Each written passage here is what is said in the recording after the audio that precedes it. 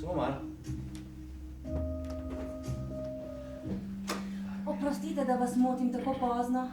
Oprostite, kdo pa ste vi? Nočni zrak je strup.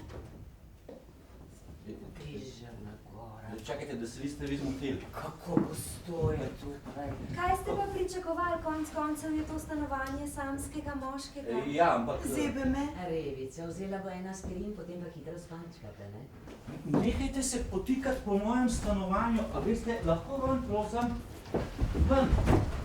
9 ljudi, 2 sobi, težko se bo razporediti. Ne smemo preveč pričakovati, saj se nismo prišli zabavati. Ven takoj zdaj, če ne vas bom tožil zaradi motenja posesti. Tega strica se pa bojim. Nič se tega ni treba bati, v resnici je zelo prijazen, dobro ga poglej. Tega ne bom več prenašal. No, poberite se, očitno je prišlo do nesporazuma.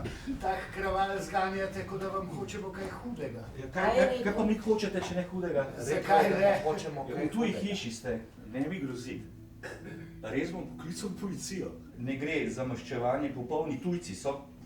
Ja, na silo so vstopili in v tem smislu lahko rečemo, da gre za neke vrste vlog. Obnašate se, kot da se imate pravico naseliti tukaj, na kakšni osnovi? Ampak, dragi, ti si tukaj čisto sam. Človek ne sme biti sam, to je nekaj najhujšega. Osamljenost je za človeka strup, predvsem pa zaradi nje postane čisto otopljiv. Pa tudi če je to res, kaj vas to briga? Kar nam manjka, so prijatelji. Za človeka je najbolj pomembno, da zna shajati z drugimi.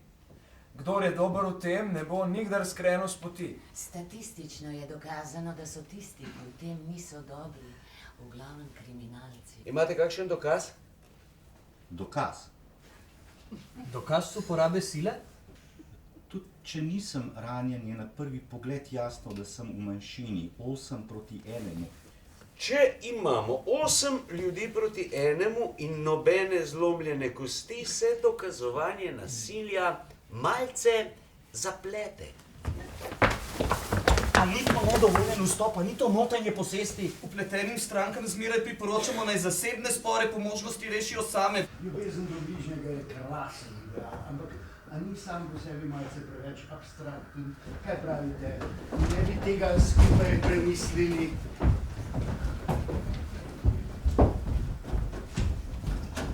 Vi vsi brez izjeme ste priznali. Nič ne vem o tem. Mislite, da bi jaz svojemu otroku dovolila, da bi kradel? Skupaj držite in ga ščitite. Povejte, koliko ste imeli.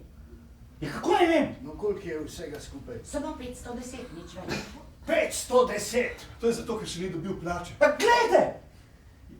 Glasno in jasno priznavate, da ste sula moj denar. Pa reciva, da je to res vaš denar. Saj še tega ne veste, koliko ga je bilo. Na svetu pa mrgoli barab, ki prežijo na tuje denarnice. Samo pomislim na to, pa me kar zmrazi. Kot da vi sami niste krasna druščina takšnih barab. Kakšen absurd.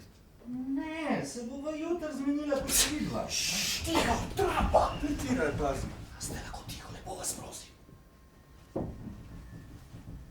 Se nam ni treba pred nobenim skrivati. Pred njegovo punco se moramo. Punco? Vse sem raziskal. Čakajte malo, a ni to malo čudno? To ja ne gre skupaj, če pa ves čas govori, da je najraj sam. Ste lepi. Ja, fotografija ne laže. Ni bilo med njimi tudi 5 žensk. Žensk, da je bilo 5. Mater so dobri. Se mi je zlagal. Druščino namreč sestavlja družina. Družina. A, ti nisem povedal. Prvič slišim. Ja. Stara mama, oče, mama in 5 otrok. Tisti od prej je prvi sin, baje ima kartoteko. V sranju. Čakaj.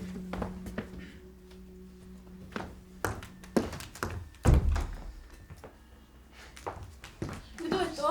Ena od tistih žensk. Kako zanimiva fotografija. Drek.